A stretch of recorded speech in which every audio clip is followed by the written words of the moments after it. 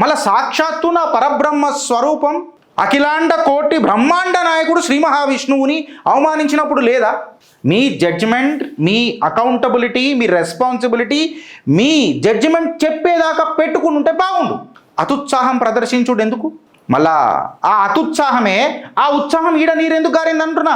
ఈ దళితుడి పట్ల ఇంత ఘోరాతి ఘోరంగా అటాక్ అయితే ఎందుకు? బీజేపీడనా? రక్తానికి బీజేపీ ఉంటుందా? కోస్తే నీకెర్ర రక్తమే నాకెర్ర రక్తమైన పెద్ద పెద్ద భాషణలు ఇస్తాం కదా. నాదేమన్నా కాషాయం రంగం వెళ్ళిందా? నీకెళ్ళిన రంగే నాకెళ్ళింది కదా అని చెప్పి నువ్వే భాషణ ఇస్తావు కదా. నువ్వెప్పుడైతే నీ షరియా అని చెప్పి నువ్వు మాట్లాడుతున్నావో, నేను నా హిందుత్వం అని చెప్పి ఖచ్చితంగా మాట్లాడతా. అంటే మీకు అనుకూలంగా ఉన్నోడు దళితుడు, అనుకూలంగా లేకపోతే దళితుడు కాదా? ఆయన ఏం తప్పు చేసిండ్రా? ఎందుకు అక్కడ అటాక్ చేసిన వాళ్ళు ముస్లింలనా?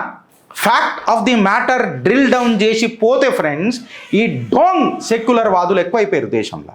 ఆబ్వియస్గా మాట్లాడతారు కదా, జై భీమ్ జై భీమ్, ఈ కబూతర్ నీలా కబూతర్లు అందరూ.